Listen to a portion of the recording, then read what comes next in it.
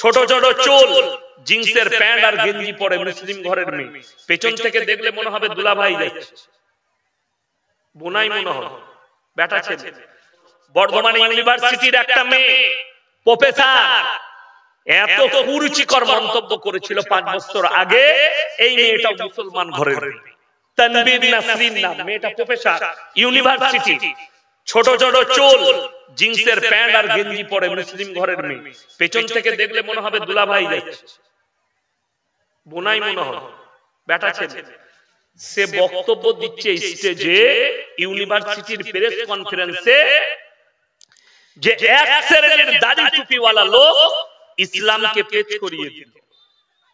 এই কোরআনটা 1400 বছর আগেকার পুরনো কোরআন, এটাকে পাল্টিয়ে মডেলিং এর যুগে আনতে হবে। জোরে বলুন নাউজুবিল্লাহ। এত বড় ভাষা। তৃতীয় নম্বর, যে সমস্ত ছেলে মেয়েরা সমকামিতে লিপ্ত হবে, আমি তাদের পাশে আছি। জোরে বলুন নাউজুবিল্লাহ। এই মেয়েটার উত্তর আমার কাছে আছে, এই কোরআন রাখা আছে। আল্লাহর কসম খেয়ে বলে যাচ্ছি, শিক্ষিত অশিক্ষিত সবাই শুনে যান, পৃথিবীর কিয়ামত পর্যন্ত, কিয়ামতের সকাল পর্যন্ত কোরআন যেদিন থেকে এসেছে মডেলিং ছিল, মডেলিং আছে, কিয়ামত পর্যন্ত মডেলিং থাকবে। জোরে বলুন সুবহানাল্লাহ। কেন? আমার আল্লাহ রাব্বুল আলামিন কোরআনে বলেছেন, ফালান তাজিদা লিসুন্নাতিল্লাহি তাবদীলা।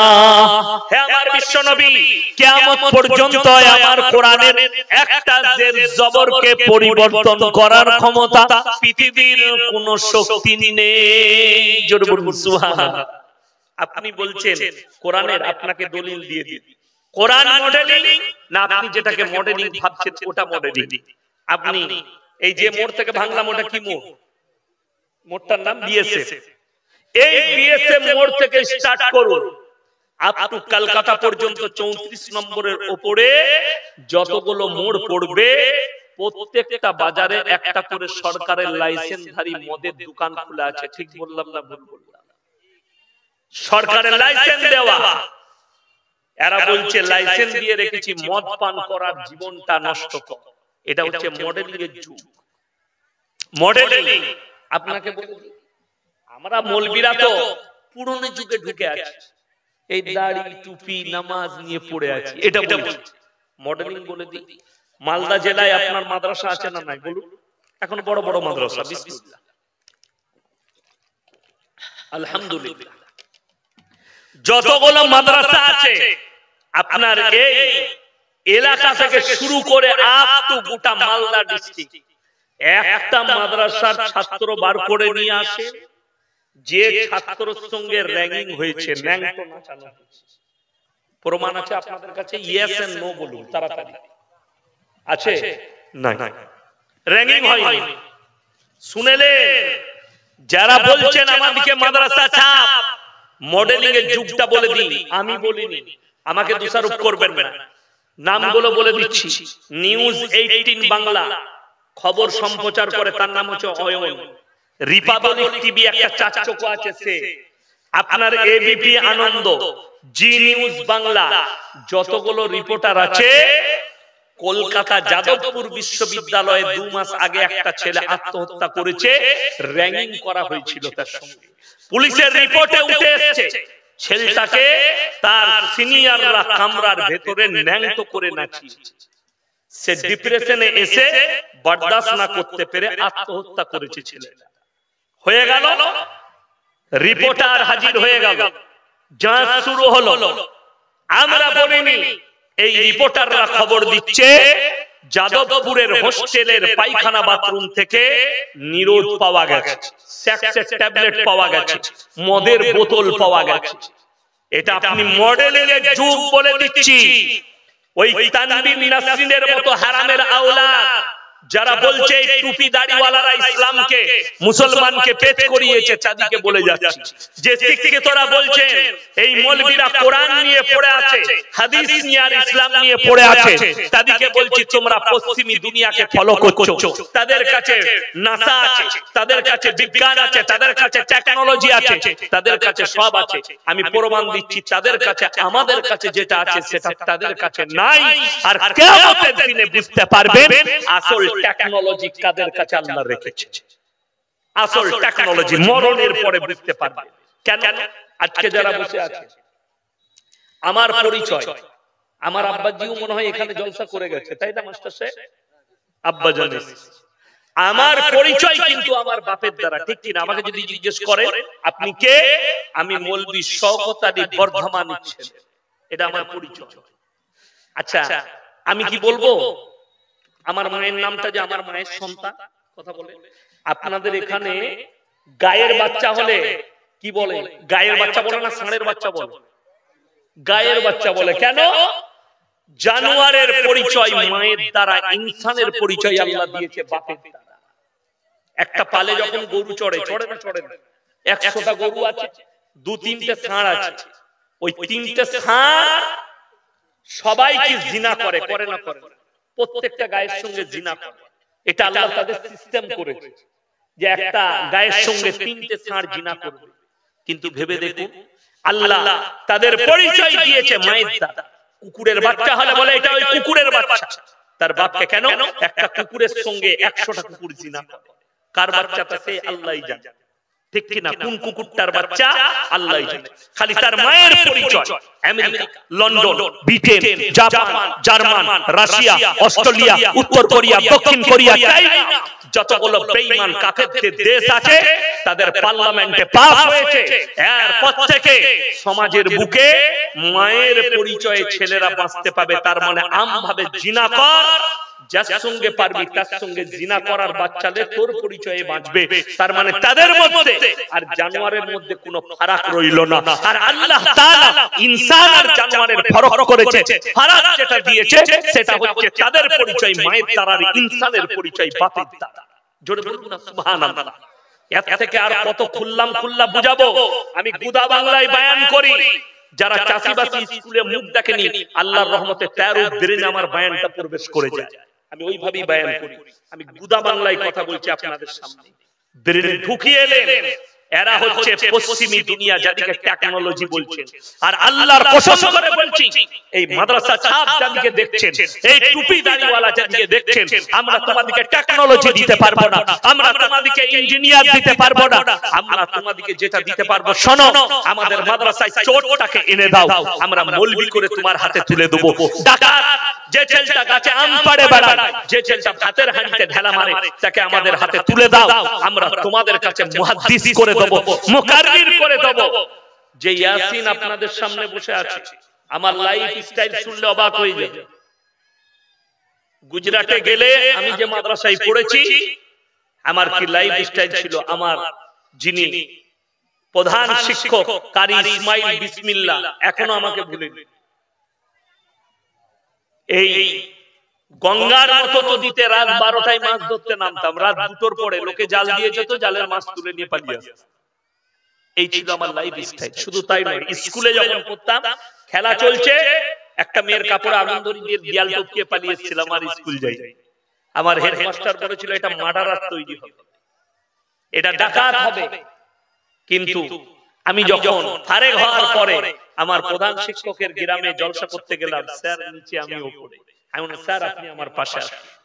2 ঘন্টা বয়ান করলাম, স্যার আমাকে বুকে জড়িয়ে কি বললো জানেন? যেটা পৃথিবীর কোন প্রতিষ্ঠানে তৈরি হবে না সেটা মাদ্রাসায় তৈরি হবে। জোরে বলুন সুবহানাল্লাহ। এই মাদ্রাসা ওয়ালারা আলেমদের হাতে তুলে দেন। যাদবপুর বিশ্ববিদ্যালয় নয়, যতগুলো বিশ্ববিদ্যালয় আছে, যাদের ছেলেরা হোস্টেলে থাকে, যাদের মেয়েরা হোস্টেলে থাকে, তারা সাবধানী অবলম্বন করুন। হয় আপনার ছেলে সমকামিতে লিপ্ত হবে, যদি দিনদার না হয়, তা না হয় আপনার ছেলে ব্যভিচারে লিপ্ত হবে, গাঁজা মদে লিপ্ত হবে। যদি বলেন প্রমাণ নেব, আমার গাড়িতে চাপাবো। কাল আমার 24 পরগনায় জলসা আছে, উত্তর 24 পরগনা বনগা এলাকা। বিকেলে 3টেই বের হব, কাল 8টা থেকে টাইম আছে আমার। আমি দেখিয়ে দেবো প্রমাণ। কলকাতা নিউ টাউন হয়ে আসবো, নিউ টাউনে ঢোকার আগে রাস্তার সাইডে কিছু হোটেল আছে যেগুলো রাত্রেতে খোলা হয়। সেখানে আমভাবে কলেজ ইউনিভার্সিটির ছেলে মেয়েরা কিভাবে সিগারেট খাচ্ছে, কিভাবে মদ পান করছে, আপনারা অবাক হবে। সেখানে আপনারও সন্তান আছে, আমাদেরও সন্তান আছে, সেখানে ওই সন্তানও আছে, এই সন্তানও আছে। কষ্টের বিষয়। কলকাতা থেকে কোলাঘাট যেতে গেলে, দীঘা যেতে গেলে শেরে পাঞ্জাব বলে একটা হোটেল আছে। আমি ওখানে দাঁড়িয়ে, চা খুব ভালো পাওয়া যায়, মাঝে মাঝে চা খাই। সেখানে যদি দেখেন কলেজ ইউনিভার্সিটির ছেলেদের আমভাবে সিগারেট খাওয়া, মেয়েরা যেভাবে আপনার আমার ঘরের মেয়েরা সিগারেট খাচ্ছে। কলকাতায় প্রশাসন বাবুরা যাদবপুর বিশ্ববিদ্যালয়ে হোস্টেলে ক্যামেরা ফিট করতে গেছে, আন্দোলন করেছে ক্যামেরা লাগানো যাবে না। কেন? ক্যামেরা লাগালে এরা জিনা করতে পাবে না, এরা মদ খেতে পাবে না, এরা ব্যভিচার করতে পাবে না, তাই ক্যামেরা লাগাতে পাবে না। নাউজুবিল্লাহ। আর আপনি বলছেন আমরা মাদ্রাসা ছাপ। এই ছেলেগুলোই ওরা তসলিমা নাসরিনের মতন। ওই জন্য আমি ইয়াসিন বলে যাচ্ছি, আপনার সন্তানকে দ্বীনি শিক্ষা অবশ্যই দিবেন। জোরে বলুন ইনশাআল্লাহ। ডাক্তার করুন, মাস্টার করুন, উকিল করুন, রেজিস্ট্রার করুন, কিন্তু দ্বীনি শিক্ষা দেন। তাতে কোন মাদ্রাসাই হোক।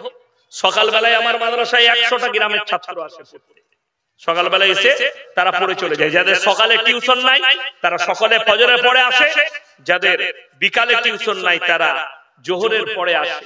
স্কুল থেকে এসে মাদ্রাসায় আসে, 1 ঘন্টা সময় দেয়। কেন? তাতে করে তাদের ব্রেনে ইসলামের কালচারটা আসবে। বড় কষ্টের বিষয় তো এটাই। আপনি যেটাকে সভ্যতা মনে করছেন, আল্লাহর কসম সভ্যতা নয়, ওটা অসভ্যতাকে আপনি সভ্যতা মনে করছেন। তাদেরকে ওটা স্ট্যান্ডার্ডই, আপনাদের স্ট্যান্ডার্ডই বলে দিই। যারা এখানে চাষিবাসী লোক আছেন, যারা রাতের বেলায় এসার পরে খানা খেয়ে বিবির গলায় হাত রেখে ঘুমাতে পান, তারা আল্লাহর শুকর আদায় করবে যে সারা রাত বিবির গলায় হাত রেখে ফজর পর্যন্ত ঘুমালাম। চোখের পানি ফেলাবেন ফজরের নামাজে, আল্লাহ তোমার কৃপা। না হলে মনে করছেন যারা কলকাতা বোম্বাইয়ে বাস করছে, রাতের বেলায় মদ খেয়ে 12টায় ঘর ঢুকে স্বামী শুয়ে আছে সোফাতে, বউ শুয়ে আছে কুকুরের সাথে। মুসলমানের কথা বলছে, আমার বর্ধমান জেলায় বাম মরে গেছে, চোখে পানি নাই। বাম মরে গেছে, চোখে পানি নেই। ও বাম মরে গেছে, জানাজা পড়লো, মাটি দিয়ে দিল। কিছুদিন পরে তার বাড়ির একটা কুকুর মরে গেল। বউ ছেলে ফেলে এমন কাঁদছে মনে হচ্ছে ওর মা মরেছে। এটা আমি গল্প বলিনি, আমি বানানো ঘটনা বলিনি, এটা বাস্তব বলছি। তার ঘরের কর্মচারী বলছে যে হুজুর, তার ঘরের কুকুরটা মরে যাওয়াতে মা বিটি স্বামী এত কান্না কাঁদছে, তার বাপ মরে যাওয়াতে, মা মরে যাওয়াতে অত কাঁদে। ভেবে দেখতে তো এরা কোন শিক্ষিত? এদিকে জানোয়ারের পর্যায়ে যাবেন না শিক্ষিত, ওটা আপনার উপরে ফেলে দিলাম। শুধু একটা দলিল দিলাম, কোরআনে আছে তোমাদের জন্য মদ স্পর্শ করা হারাম।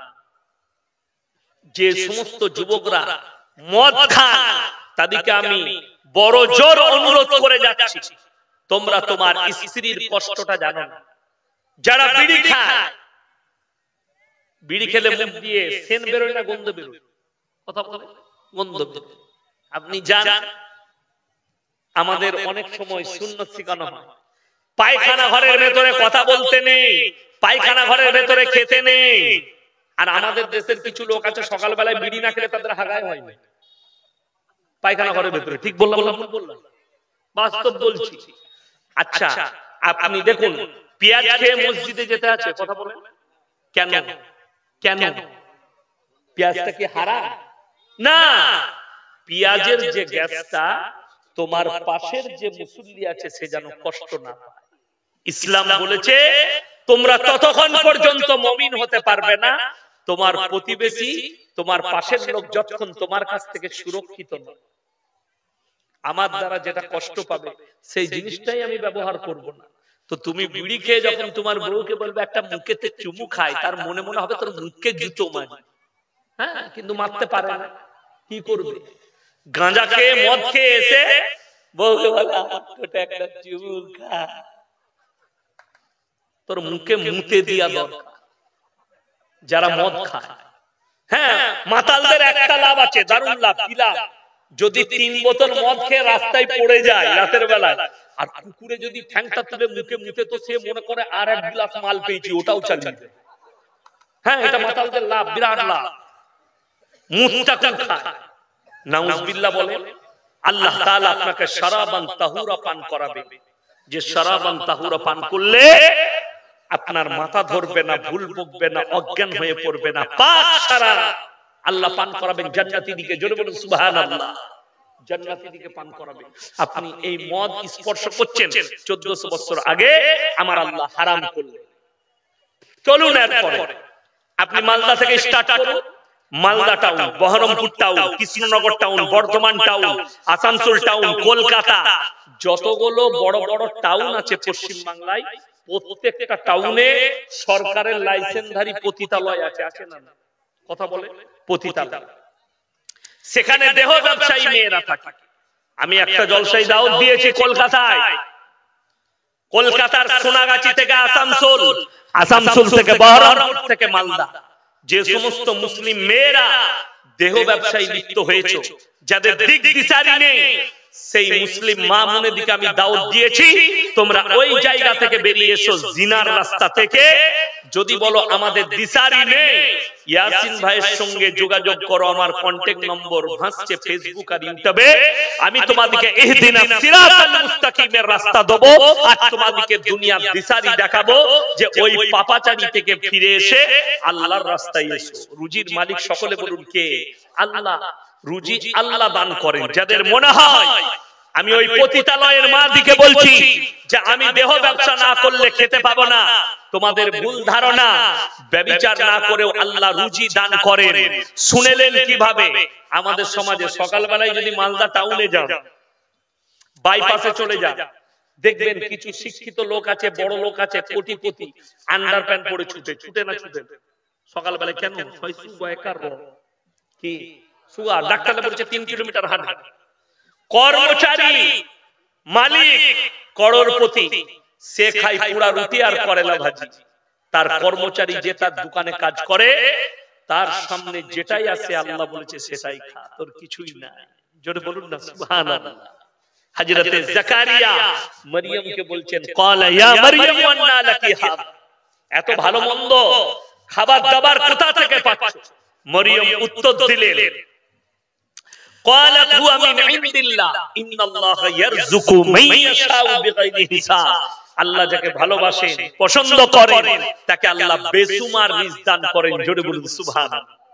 কোথা থেকে দিবেন সেটা আমার আল্লাহর ইচ্ছা। যদি বলেন আরো জানতে চাই, সমুদ্রের তলে একটা তিমি মাছ একদিনে 100 কুইন্টাল খাবার খায়, 10 টন, তার রুজি আমার আল্লাহ দান করেন। জোরে বলুন না সুবহানাল্লাহ।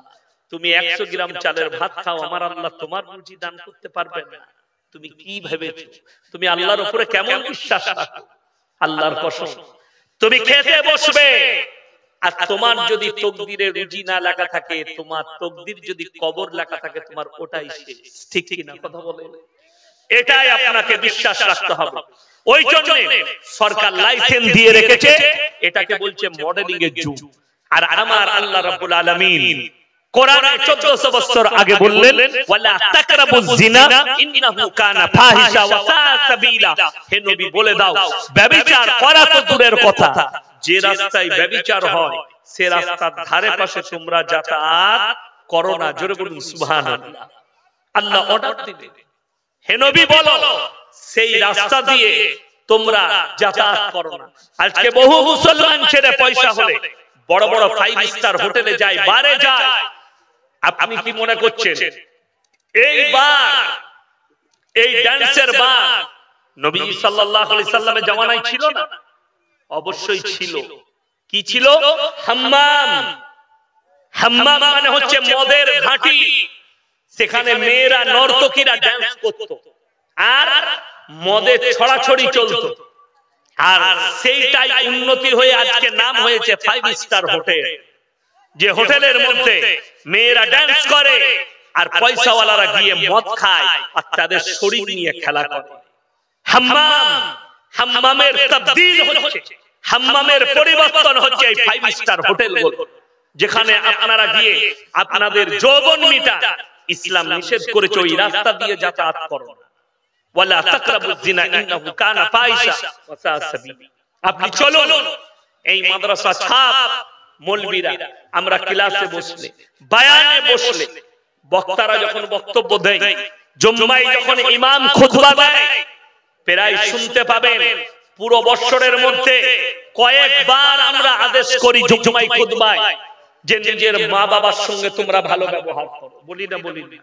আর আপনাকে দেখিয়ে দেব, মালদা টাউন থেকে শুরু করে কলকাতায় চলুন, ডাক্তার, মাস্টার, আইপিএস অফিসার, আপনার এসআই, উকিল, ব্যারিস্টার, জজ নিজের মা বাবাকে বৃদ্ধ বৃদ্ধাশ্রমে রেখে এসেছে। ঠিক বললাম না ভুল বললাম?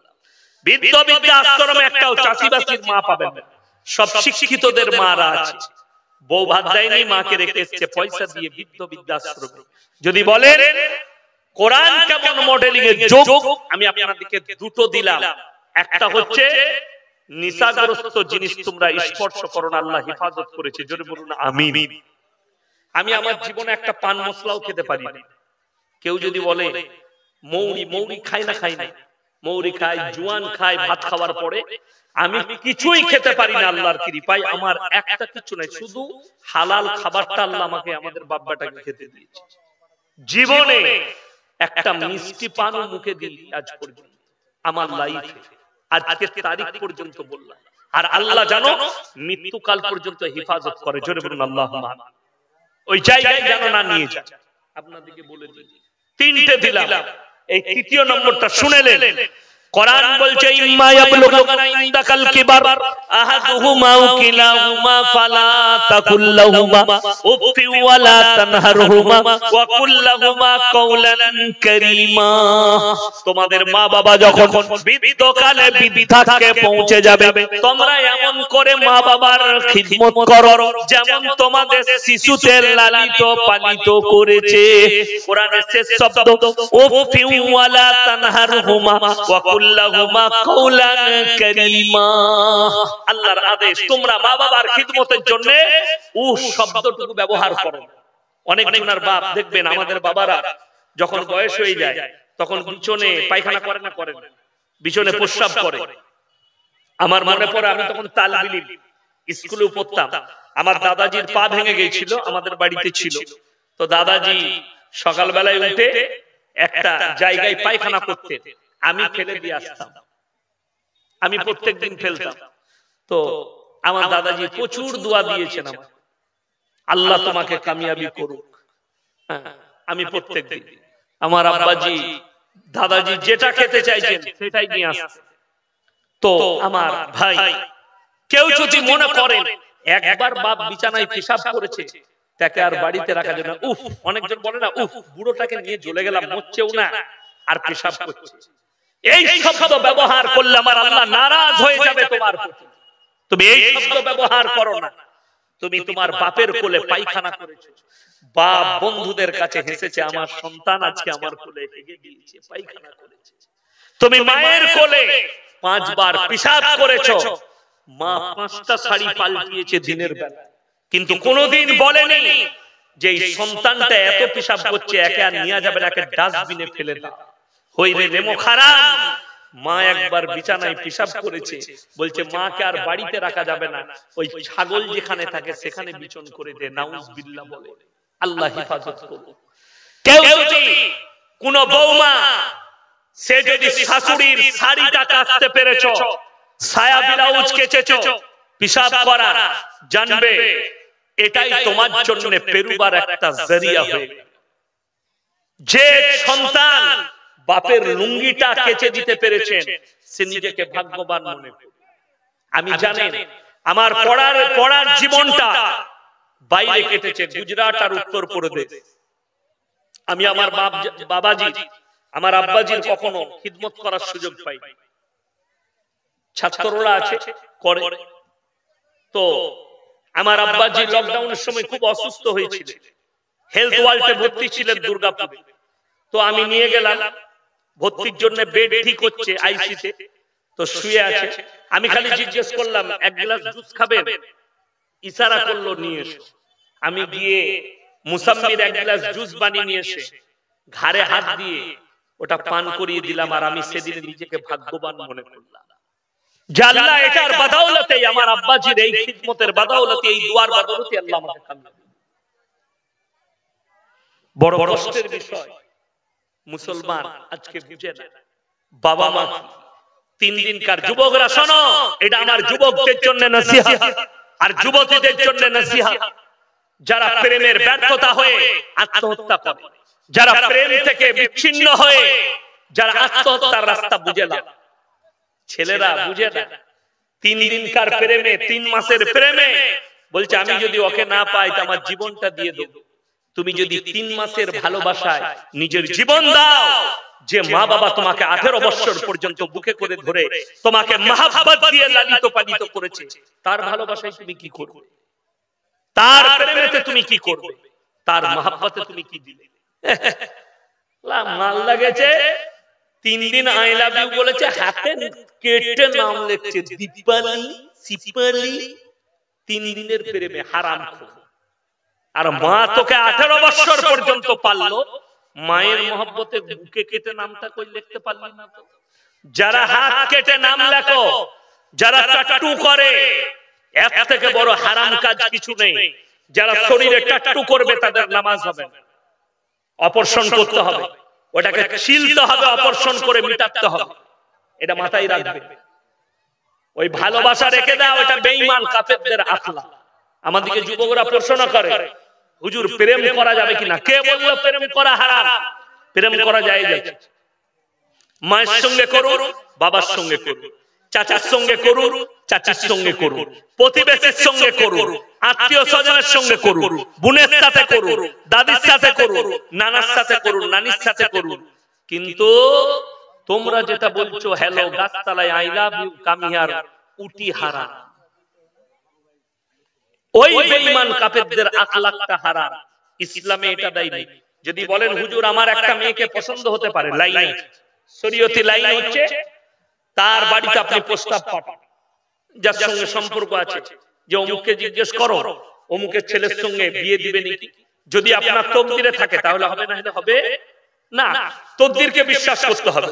যদি বলেন একটা দলিল দেন, শুনেলেন আল্লাহর নবী জনাবে মুহাম্মদুর রাসূলুল্লাহ সকলে বলুন সাল্লাল্লাহু আলাইহি সাল্লাম, নবীজির কাছে নবীজির মেয়ে মা ফাতেমাতুজ জাহরা রাদিয়াল্লাহু তাআলা আনহার প্রথম বিয়ের প্রস্তাবকে নিয়ে গিয়েছিল জানেন কে?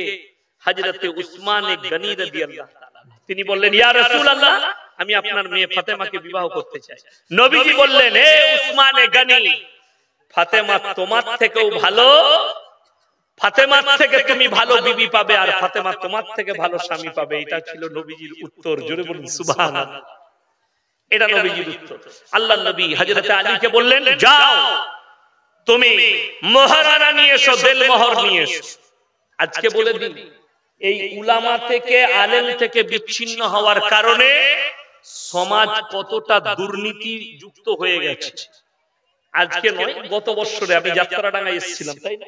যাত্রাডাঙ্গা তো গত বছরই আমার মালদা সুজাপুর এলাকায় এক জায়গায় জলসা ছিল। তো জলসার স্টেজে আমার 9টা থেকে বায়ান আছে, আমি ট্রেনে এসেছিলাম। তো আমি স্টেজে আছি, বললে মোল্লা একটু দাঁড়িয়ে যান। কি হবে? বলে বিয়ে পড়ানো হবে। ঠিক আছে বিয়ে পড়ি নাও, বিয়ে হবে। 5টা না 7টা বিয়ে। দেলমোহর শুনেলেন 80,000 টাকা দেলমোহর, 200 টাকা নগদ, 79,800 টাকা ধার। সালা মালদায় ধারে বউ পাওয়া যাচ্ছে। আমি ট্রেনে এসেছিলাম, পকেটে আমার 800 টাকা ছিল। আমি বললাম বাবা ইসলামে 4টা বিয়ে করে যায় গেছে, ঘরে আমার একটা বউ আছে, ধারে 3টে বউ নিয়ে যাবো 600 টাকা। কে কে দিবে বলো বিটি? নাউজুবিল্লাহ বলে। যারা বিয়ে পড়াচ্ছে এদেরও বিবেক বুদ্ধি নেই যে কত বড় দুর্নীতি হচ্ছে। দুর্নীতিটা কি? 80,000 দেলমোহর করে দিলে 200 নগদ দিয়ে বউটাকে নিয়ে চলে গেল, 79,800 টাকা বউ বলবে তোমাকে ক্ষমা করে দিলাম। ক্ষমা করানোর জন্য যদি 1 লাখ টাকা দেড়মোহর করে, সম্পূর্ণ শরীয়ত সম্মত ইসলাম বিরোধী কাজ। ভুলবশত করে ফেলেছে, স্ত্রী ক্ষমা করে দিল, আলাদা ব্যাপার। কিংবা নগদ পয়সা দিলেন, বিয়ে করলেন, সেই পয়সার হিসেব আপনি নিতে পাবেন। স্ত্রী যদি বলে তুমি আমার স্বামী, বিয়ের রাত্রিতে এলা দেড়মোহরে পয়সাটা তুমি খরচ করো, নির্দ্বিধায় খরচ করো, জোরে বলুন সুবহানাল্লাহ, কোনো অসুবিধা নাই।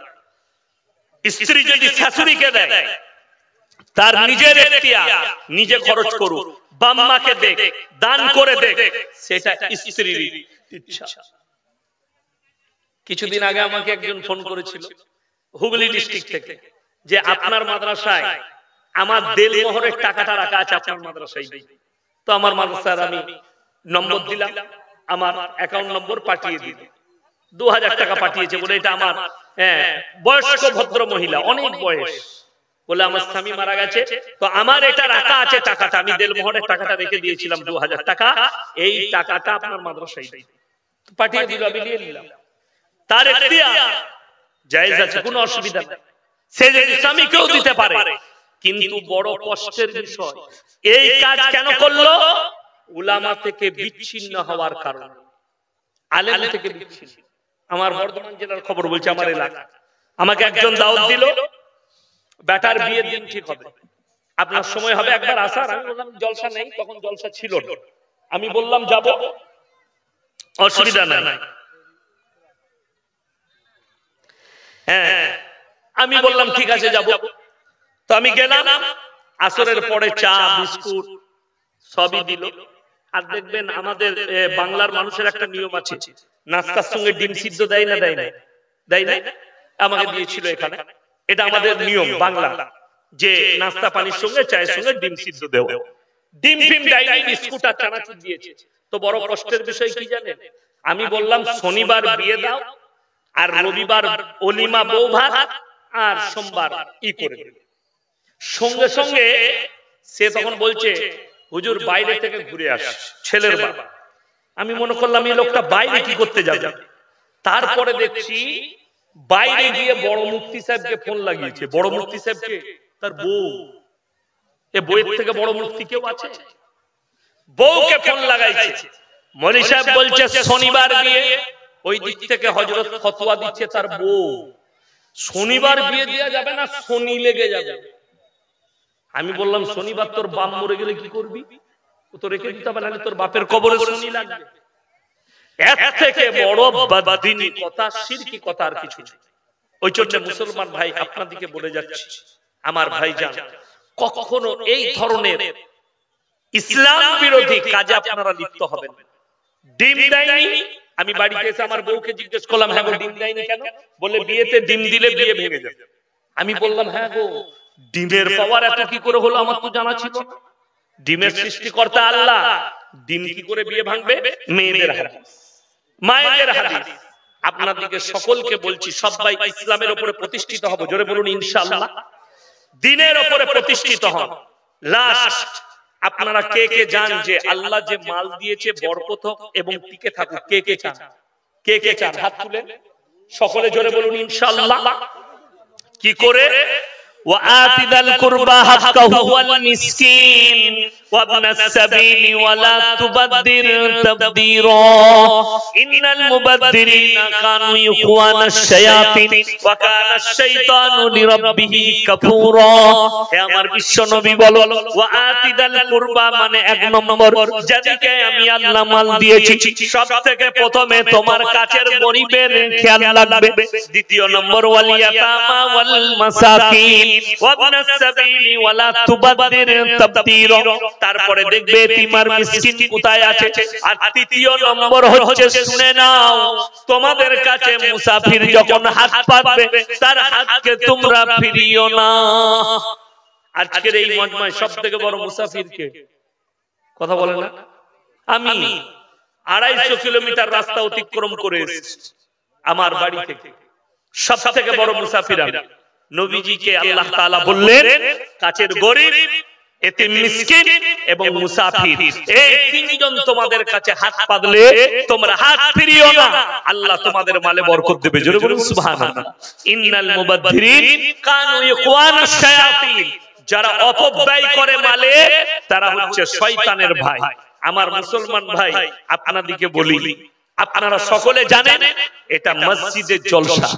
আমি বলবো কোরআন কত পারা বাবা? সত্যি বলছেন তো? আমিও জানি, আমি 30 পারা হিফজ করেছি। 30 পারা কোরআন, 30 জন ভাই মাত্র এই শেষ মুসাফির। আমি দোয়া করব 500 করে টাকা ফটফট করে কে কে আছেন তাড়াতাড়ি।